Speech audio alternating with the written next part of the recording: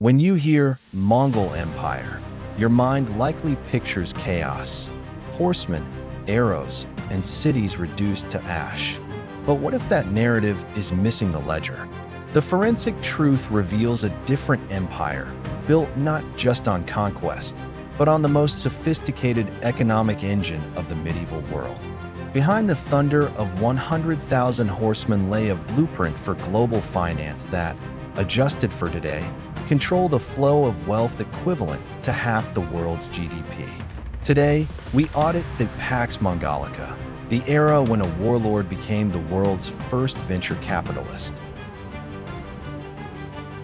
The first secret of the Khan's ledger was the Ortogh, the medieval world's answer to venture capital. Here's how it worked. The Mongol elite provided the initial capital, be it gold or silver, and the merchant provided the expertise and risked the journey. If the caravan made it back, profits were shared, but if it was lost, the Khan absorbed the loss, effectively providing the world's first state-backed insurance. This wasn't charity. It was a calculated investment into a decentralized, global supply chain. Genghis Khan understood that a merchant with incentive would outpace any forced labor, turning trade into a fluid, self-propelling engine of wealth. Next in the audit, the Paiza.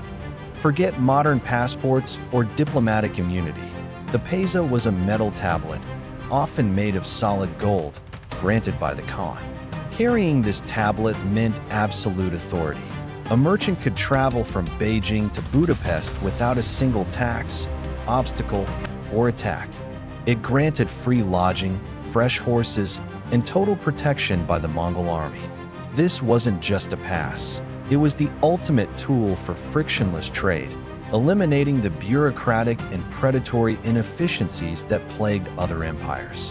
The Paiza transformed Mongol-controlled trade routes into the fastest and safest in the world, a golden key to global supply chains. To manage an empire spanning 2 continents, you need data and fast.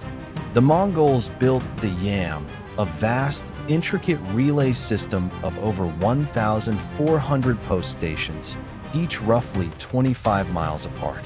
Messengers, riding in shifts, could cover over 200 miles a day, carrying crucial intelligence. While Europe was waiting weeks for news, the Khan knew the price of silk in China or the cost of spices in Baghdad within days. The Yam wasn't just a postal service. It was the 13th century internet, providing unmatched information asymmetry that allowed them to trade on the future. Before the Mongols, Eurasia was a chaotic mess of bartering and fragmented local currencies. The Khan imposed a single, unifying force, a standardized silver weight system. Suddenly, the value of a transaction in London could be understood and trusted in Beijing, simplifying commerce exponentially. This silver standard removed massive inefficiencies, allowing merchants to move vast amounts of wealth without complex conversions or fraud.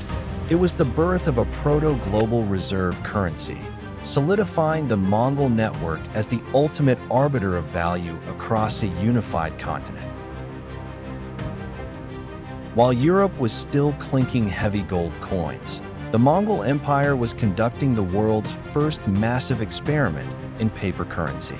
Under Kublai Khan, the empire issued Chow, a banknote backed by the silk and silver reserves of the state. This wasn't just a convenience.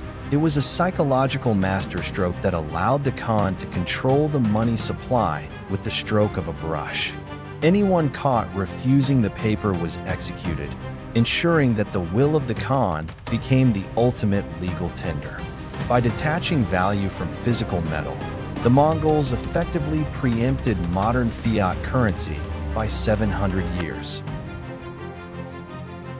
To stabilize this new paper economy, the Mongols established deposit banks to manage the circulation of billions in banknotes and bullion. These institutions functioned like modern financial intermediaries, connecting disjointed economies into a single grid. Merchants could deposit silver in one city and withdraw its value in another, effectively creating the first international wire transfer system. By the late 1200s, branches opened in every major commercial hub from the China Sea to the Black Sea. This centralized banking infrastructure ensured that the flow of capital remained under the iron grip of the central treasury. The Mongols transformed the chaotic, predatory taxation of the medieval world into a predictable forensic science. Instead of the extraordinary levies common in feudal Europe, the Khan implemented a fixed system where yields were calculated with terrifying precision. They used advanced Indian and Arabic mathematics, including the concept of zero, to ensure every grain was accounted for. This predictability encouraged farmers to produce more, knowing the surplus was theirs to keep after the Khan's 20% cut. It was a trade-off. The Mongols provided security and stability, and in return, they received a guaranteed revenue stream. The ultimate glue of the Mongol economy was the Kubi system, which treated the entire empire like a massive family-owned corporation.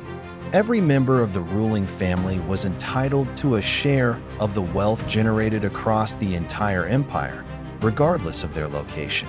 Rulers in Persia would send spices to their cousins in China, while the China branch sent back porcelain as dividends. This forced the different khanates to remain economically codependent even when they were politically at odds. It created a constant flow of goods across thousands of miles, ensuring the entire board of directors profited together.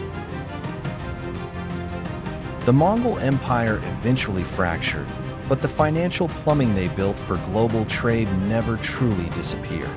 They gave us the first international postal systems, state-backed trade insurance, and a profound blueprint for a borderless economy.